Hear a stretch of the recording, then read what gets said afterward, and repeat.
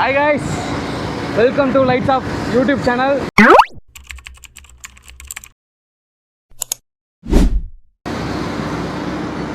நீ நம்ம எங்கே போயிட்டுருக்கோன்னா வடலூர் தைப்பூசம் தான் போகிறோம். யாரோடனா எங்கள் ஃப்ரெண்ட்ஸோட. எங்கடா எவனையும் காணும்? என்னடா இங்க இருந்த வண்டியா காணா? எதுக்கு அந்த வரலாம் சிங்கமா? இப்படி ஒரு கன்றாவியான மண்டையை எங்காவது பார்த்தது உண்டா இவர் ஆனர்?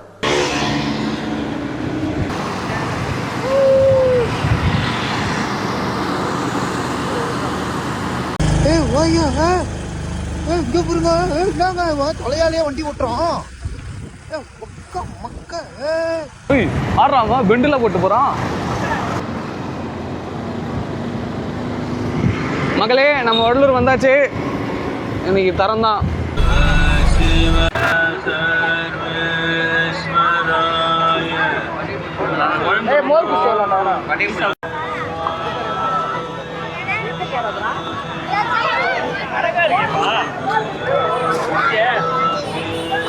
மோர் குடிக்கிறீங்களா ஃப்ரெண்ட்ஸ்?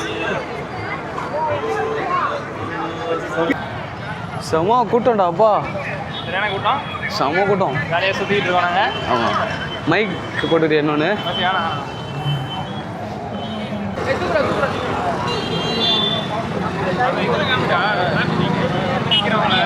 வண்டி நிற்கிறவங்களாம் காட்டிட்டு தான் இருக்கேன். கவர் ஆகும்டா.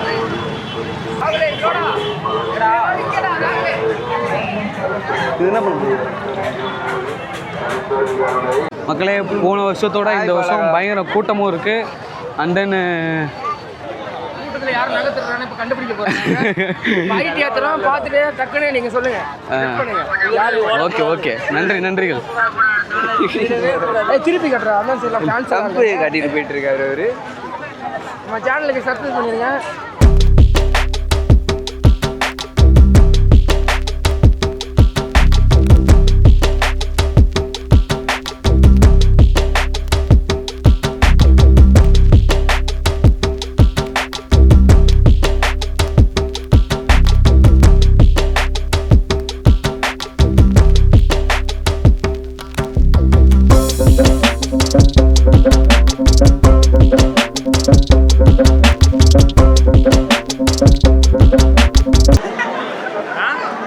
தான் ஆனால் ஃபோட்டோ எடுக்கிறோம். கண்டதை ஊற்றி வயிறு ஒரு மாதிரி ஆகுது. கண்டது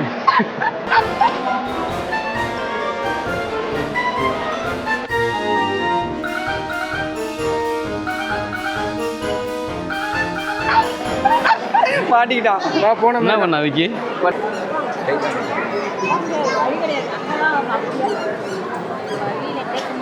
உள்ள போறீங்களாக்கா? உள்ள போறீங்களா?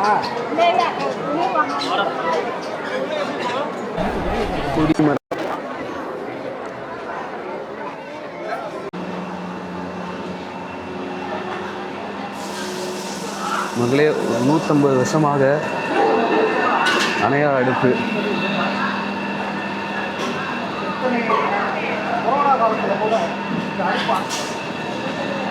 மகளே, ஒரு 150 வருஷமாக இந்த அடுப்பு இன்னும் அணையாமல். கொரோனா டைமில் கூட இந்த அடுப்பு அமைக்கலை, அது எரிஞ்சுக்கிட்டு தான் இருக்குது. மகளே, நம்ம கல்பட்டு ஐயாவோட வாழ்க்கை வரலாறு பற்றி பார்ப்போமா? வாங்க போவோம்.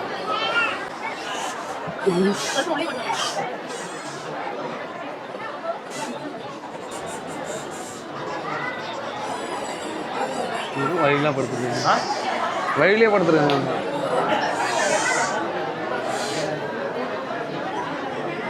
வரலாற்று பெருமை வரலாறு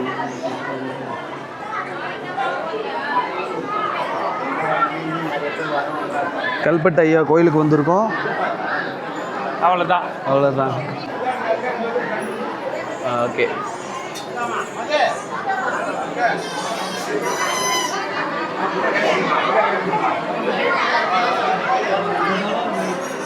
வள்ளலாரின் அனுகிரக தொண்டர்.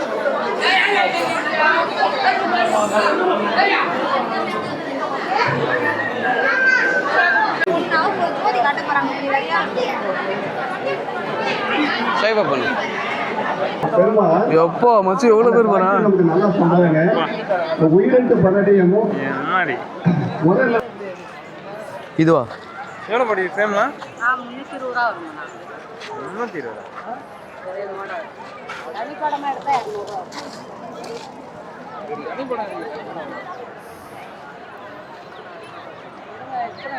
சொல்லுங்க ஒன்றுதான். இது எவ்வளோ இது பார்த்து சொல்லுங்க. யார் புத்தர் தானே இது? புத்தர் தான், புத்தரே தான். முடிச்சுட்டாங்க. ரேட்டு சொல்லுங்கக்கா. 250 ரூபா. 200 தாங்க. கொடுங்கக்கா, கொடுக்கலாம், கொடுங்க. ஐயோ இல்லை, நான் உங்கள்ட்ட கொடுங்கக்கா, அதெல்லாம் ஒன்றும் பிரச்சனை இல்லை. வாங்கிக்கலாம், கொடுங்க. காசு 250 ரூபா. நீங்கள் கொடுங்க. ஆமாம், அனுப்பிச்சி விடுவேன். நல்லா இருக்குல்ல?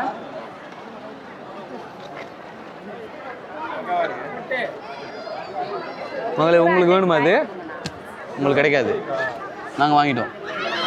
நான் நம்ம கையில் காசு இல்லை சுத்தமாக.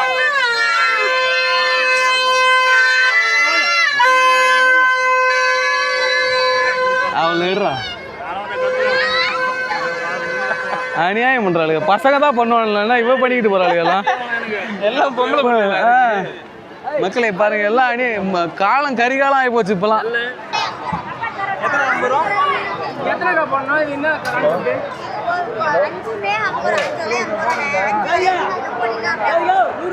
ஒரே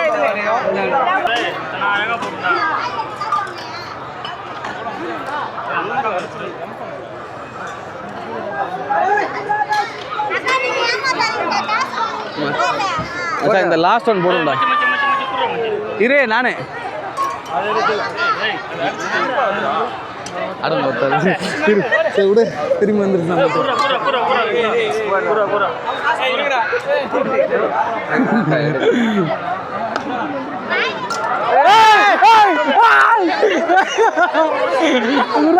வசந்த் வெற்றிடா, வசந்த். அது என்னது? வசந்த் வசந்த் வசந்த் போட்டான். குண்ணா குண்ணா அவ்வளோ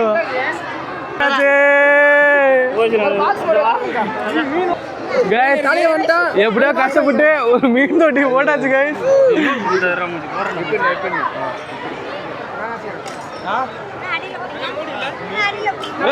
கீழே போட்டுறாதீங்க.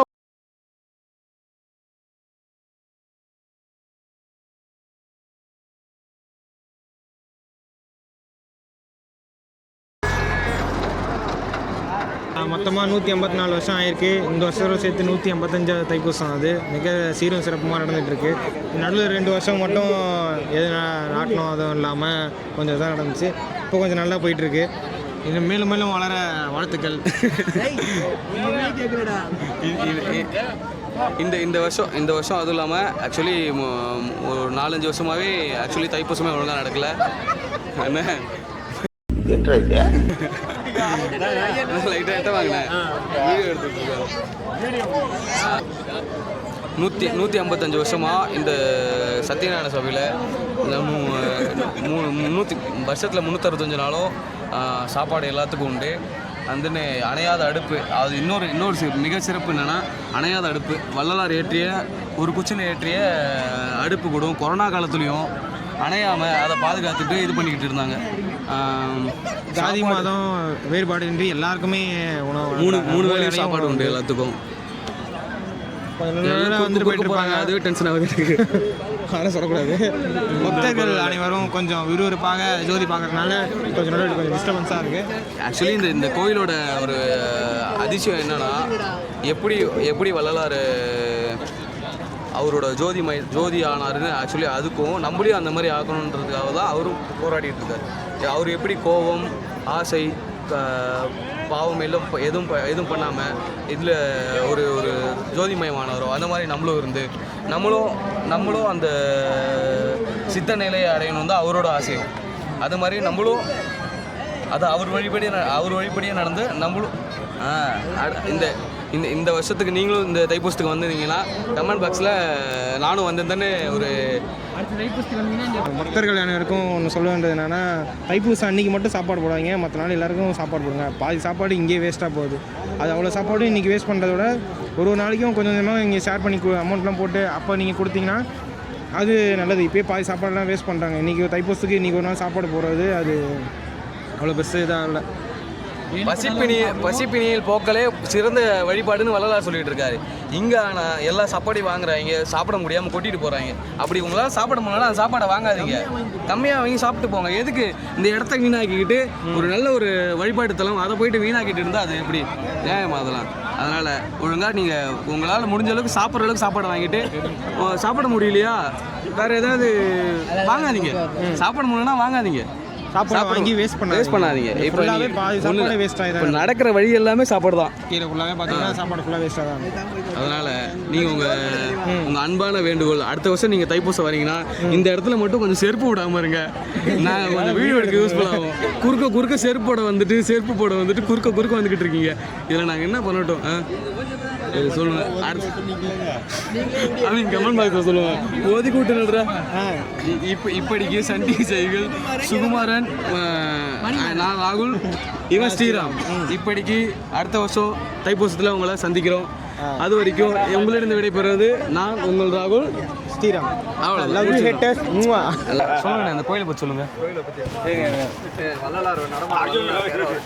சொல்லுங்க, யாராவது சொல்லுங்க. சரி, உங்கள் பேர் சொல்லுங்க. சம்பத். அது இந்த கோயிலுக்கு எத்தனை வருஷமாக வந்துருக்கீங்க? ஒரு 40 வருஷமாக வந்துட்டு. 40 வருஷமா? ஆமாம். இந்த கோயிலை பற்றி கொஞ்சம் சொல்லுங்க பார்ப்போம். அதாவது மனிதனும் தெய்வமாகலான்றதை பெருமான் வந்து உணர்த்தியிருக்காரு. ஓகே. நம்மிடம் உள்ள மனித பிறப்பில் உள்ள காம, குரோத, மோக, மதம், ஆச்சரிய லோபங்களாகிய 7 திரைகள் விளங்கினா நம்ம வந்து அன்பும் அறமும் சார்ந்த வாழ்வை வாழ்ந்துனா இந்த இயற்கை உண்மை கடவுளாகிய அருட்பெரும் ஜோதி ஆண்டவர் ஸ்க்ரீனில் காமிக்கக்கூடிய நிலையில் நாமளும் இந்த சிற்ஜோதி வந்து அந்த பொற்ஜோதி கூட சேரலாம். அது பொன்னம்பலம், இது சிற்றம்பலம். இது வந்து இந்த சிற்ஜோதி இயலூர் ஆதி அந்தம் என்ற அருளி அருட்பெரும் ஜோதின்னு சொல்லுவார் வள்ளலார். அப்போ வந்து இந்த சிற்ஜோதி நம்மிடம் உள்ள ஆன்மா தான். அந்த பேராற்றலின் ஒரு சிறு அணுவுக்கு அணுவான நிலை தான் இந்த சிற்சபை நம்மகிட்ட இருக்கிற இயக்கிறது. அது வந்து உச்சிக்கீழே உள்நாக்கு மேலே இருக்குது.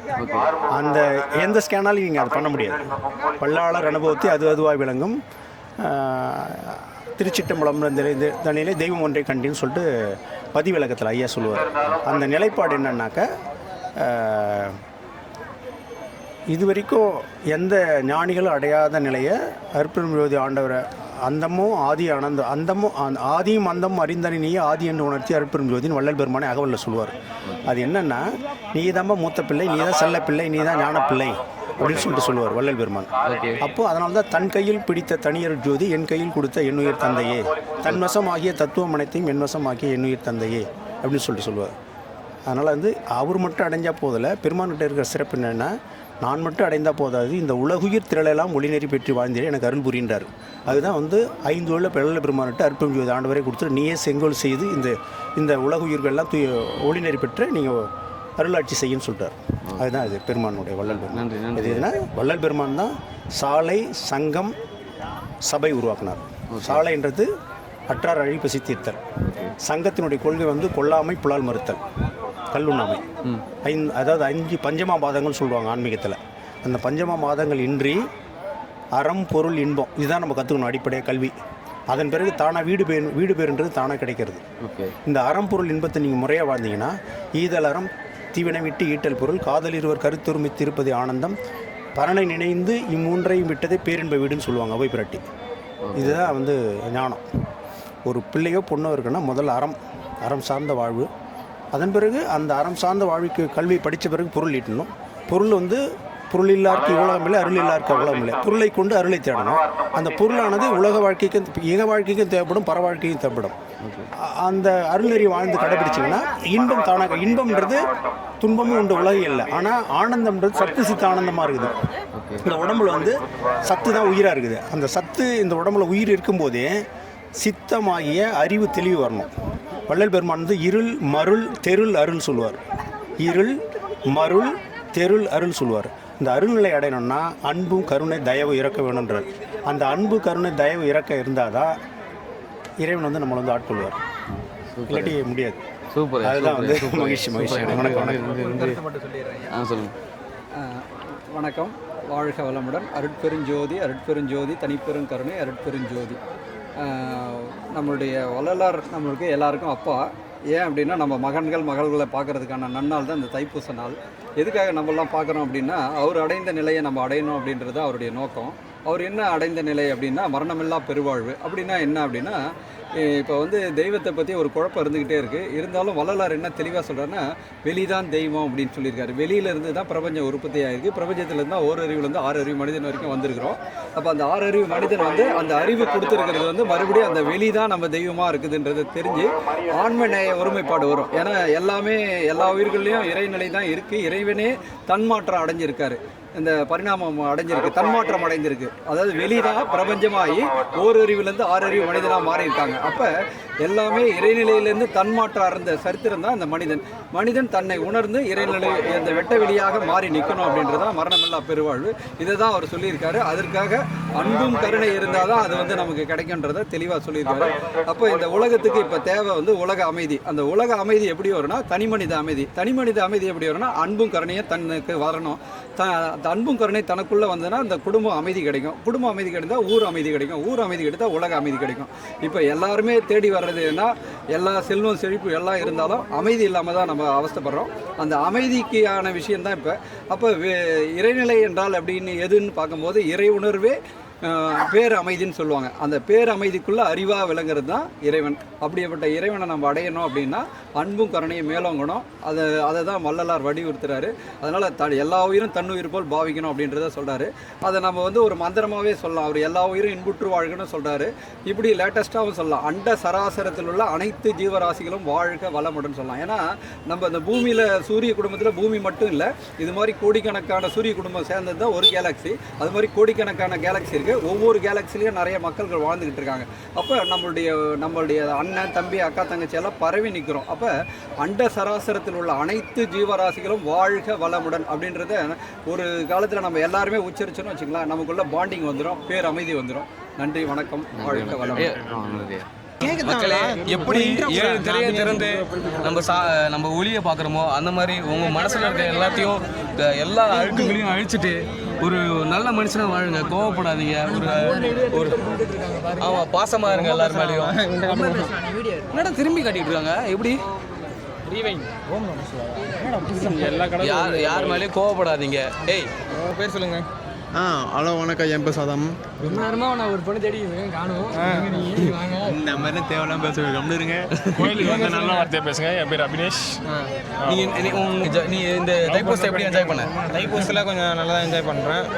என்ன கொஞ்சம் மன வருத்தமாக இருக்குது. என்ஜாய் பண்ணுவோம். சாப்பாடு என்ன சாப்பிடல. சரி, ஆமாம் கைஸ், நாங்கள் சாப்பிடும் போது வீடியோ எடுக்கிறோம். சாப்பிட்டு நான் சந்தோஷமாக பேசுகிறேன் கைஸ். ஆமாங்க, பேர் உங்களுக்கு தெரியுமா தெரியாது, நான் இருந்தாலும் என்னோட இன்ட்ரோ கொடுத்துக்கிறேன். என் பேர் ராகுல்.